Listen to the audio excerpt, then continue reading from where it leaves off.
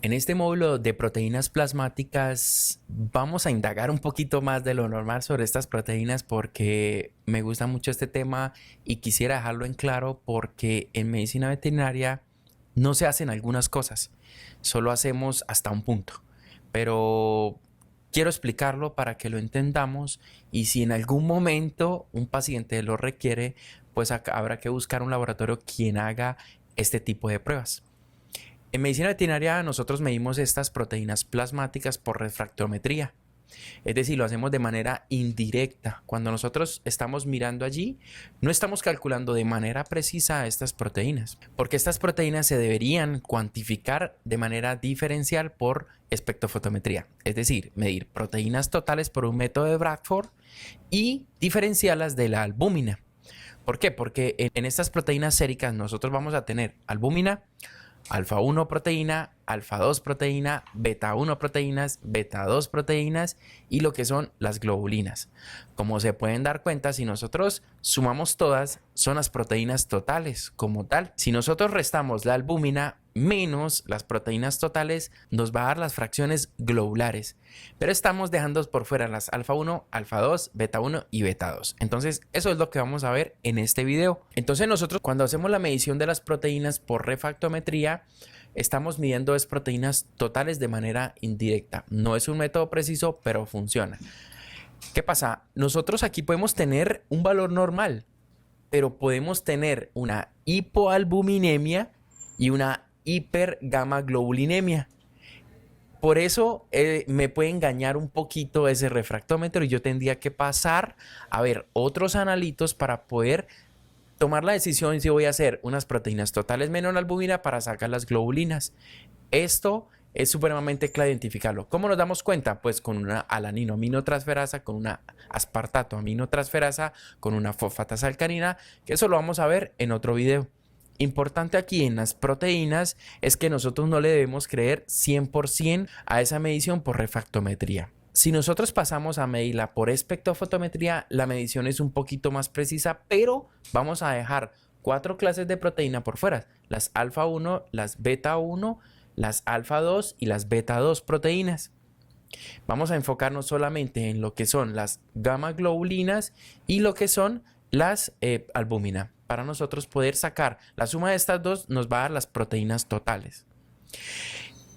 Hay una técnica que se llama el SDS-PACE proteinograma, en la cual se grafican por densitometría estos valores de albúmina, las alfa 1, alfa 2, beta 1, beta 2 y las gamma globulinas, en las cuales nosotros podemos identificar si hay un aumento de estas proteínas. Pues hoy en día la ciencia ha avanzado muchísimo en medicina humana.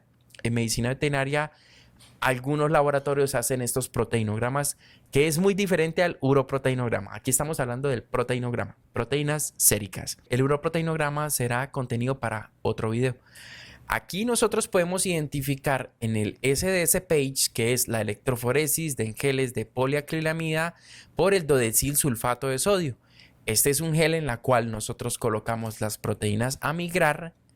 Principalmente las proteínas están en su estructura cuaternaria, en su estructura nativa, y lo que hace el SDS-PACE es desnaturalizar esa proteína, es decir, convertirla en una estructura primaria para ponerla a correr en este gel de electroforesis.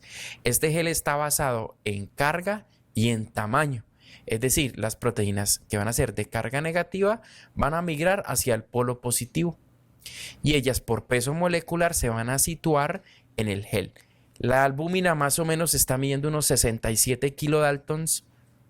Hay proteínas de alto peso molecular como lo son los anticuerpos, los cuales van a medir 140 hasta 200 kilodaltons. Y vamos a tener proteínas muy pequeñas, que son estas alfa 1, alfa 2, beta 1, beta 2, las cuales van a ser un tamaño muy pequeño. Esas de tamaño pequeño nosotros las vamos a encontrar al finalizar el gel.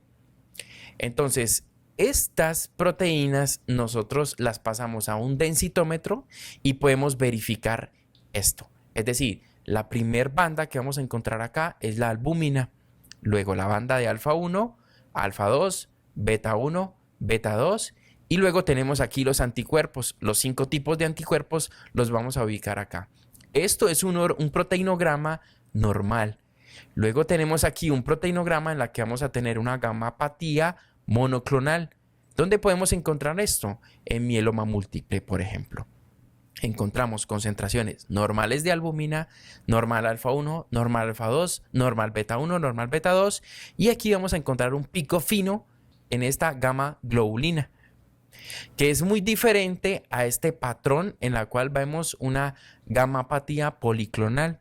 Casi siempre es por hemoparásitos. Recordemos que hemoparásitos significa que hemo viene de sangre y parásito es organismo que vive a expensas de otro. Es decir, una Klebsiella es un hemoparásito, una Bartonella es un hemoparásito, una Coccidia es un parásito porque vive a expensas de otro. En estas gamapatías monoclonales ya no vamos a tener este pico fino, sino vamos a tener una concentración elevada de anticuerpos, pero se va a formar como una montaña. Va a ser un poco más ancho esta meseta.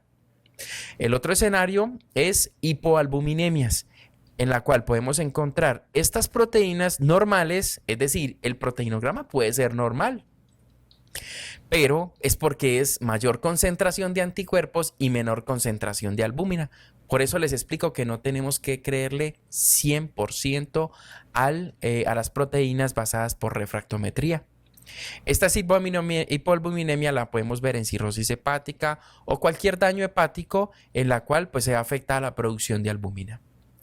Aquí tenemos una gráfica en la cual tenemos anticuerpos normales, albúmina normal, alfa 1 normal, alfa 2 normal, y aquí podemos ver una unión entre picos de beta 1 y beta 2. Esto es muy clave poderlo identificar en esa densitometría, pero como le digo, esta técnica ya no se usa de manera frecuente, por ejemplo en medicina humana, porque ya hay kits de ELISA para cada uno, para alfa 1, para beta 1, para beta 2, incluso para las inmunoglobulinas hay kits para cada uno, entonces no hay necesidad ya de hacer densitometría, pero en medicina veterinaria pues todavía no tenemos esos kits disponibles, entonces tenemos que recurrir a estos proteinogramas. Eso es una técnica bastante compleja en la cual yo no recomiendo hacerla todo el tiempo porque para eso podemos nosotros identificar fácilmente unas proteínas totales por método de Bradford, restándole la concentración de albúmina. Ahí vamos a tener las gamma globulinas, es decir, los anticuerpos. Aquí tenemos una gráfica en la cual vemos una enfermedad genética, es la alfa 1 antitripsina, en la cual vemos un aumento de esta sección de estas proteínas. Pero como les comento, esto es un método que es bastante subjetivo. Es un método en el cual el laboratorio tiene que tener muy estandarizado esta metodología para poderla identificar. Yo soy de los que somos prácticos y para mí la practicidad es muy importante. Esta técnica puede demorarse hasta 2 días para tener un resultado y puede llegarse a dar falsas interpretaciones porque una mancha en el gel y de una vez me daña esta densitometría. Entonces, desde mi punto de vista, yo no la recomiendo utilizar.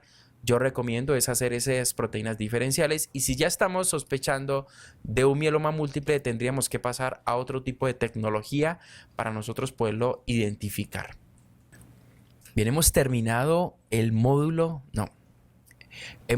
la lección de la interpretación del hemograma. Vamos a pasar en el siguiente video a hablar sobre la interpretación del coprológico o coproscópico. Realmente para mí es muy interesante ese tema porque son de los exámenes básicos que, como bien les decía al principio, no van a pasar de moda. Mi nombre es Dani y nos vemos en el siguiente video.